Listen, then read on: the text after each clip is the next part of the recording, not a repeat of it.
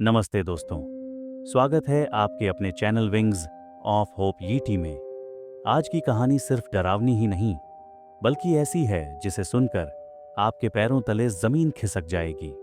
ये कहानी है एक ऐसे डरावने रहस्य की जो इंसान के दिमाग को खा जाता है और आत्मा को निगल जाता है। तो ध्यान से सुनिए, क्योंकि हो सकता है ये कहानी सुनने के बाद आप कभी अंधेरे कमरे में अकेले सो ही न पाएं। एक गांव में सदियों से वीरान पड़ी राय साहब की हवेली थी।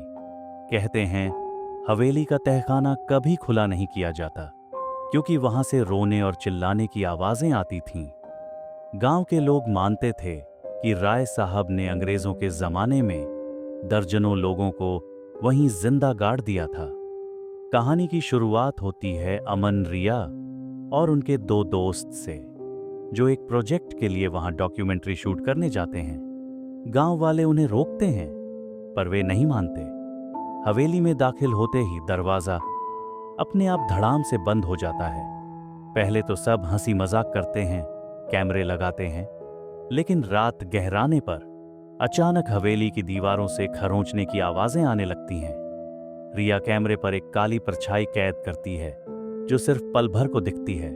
अमन को लगता है कोई उनके साथ मजाक कर रहा है, मगर तभी तहखाने का दरवाजा अपने आप कड़कड़ाकर खुल जाता है। नीचे से आती है खौन और सड़े मांस की बू। डरावना पल। दोस्त नीचे उतरते हैं और कैमरे में दिखता है तहखाने की दीवारों पर खून से बने हाथों के निशान। तहखाने में उन्हें मिलता है जंजीरों से बंधा एक पुराना लकड़ी का बक्सा। बक्से के पास उभरे हुए नाखून और उंगलियों के निशान दिखते हैं, जैसे किसी ने जिंदा रहते बाहर निकलने की कोशिश की हो। तभी हवा अचानक ठंडी हो जाती है, कैमरा हिलने लगता है। बक्से से आती है महिला की कराहने की आवाज। दोस्तों को लगता है कोई इंसान फंसा है। वे ताला तोड़कर खोल देते हैं। बक्से से निकलती है एक अस्थियों जैसी काली छाया, जो सीधे अमन पर झपट जाती है। अमन का शरीर अकड़ जाता है, उसकी आंखें सफेद पड़ जाती हैं। अब वो इंसान नहीं रहा, वो तहखाने की आत्मा का हिस्सा बन चुका है। दोस्त भागने की कोशिश करते हैं, मगर हवेली का दरवाजा बाहर से ईंटों से बंद मिलती है। रिया को अचानक दिखता है कि दीवारों पर जो खून से लिखे नाम हैं, उनमें अब उसके दोस्तों के नाम भी शामिल हो चुके हैं। धीरे धीरे हर दोस्त को अलग अलग आत्माएं घेर लेती हैं।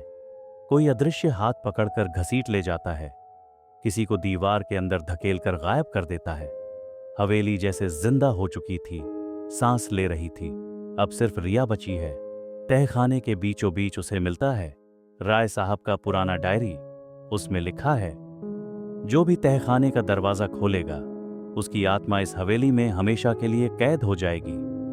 रिया समझ जाती है कि बचने का एक ही तरीका है, तहखाने का दरवाजा फिर से बंद करना, बिना पीछे देखे। बहुत हिम्मत से वो बाहर भागती है, दरवाजा बंद करती है और एक मंत्र बोलकर ताला डाल देती है। हवेली अचानक खामोश हो जाती है। तो दोस्तों, ये थी आज की कहानी, तहखाने की दहशत। अगर आपको ये डरावनी कहानी सुनकर रोंगटे खड़े हो गए हों, तो लाइक करें, शेयर करें और हमारे channel wings of hope YT को सब्सक्राइब जरूर करें। हम फिर मिलेंगे एक और डरावनी और रहस्यमयी कहानी के साथ। तब तक याद रखिए, कुछ दरवाजे ऐसे होते हैं जिन्हें खुला छोड़ना ही ठीक है। धन्यवाद।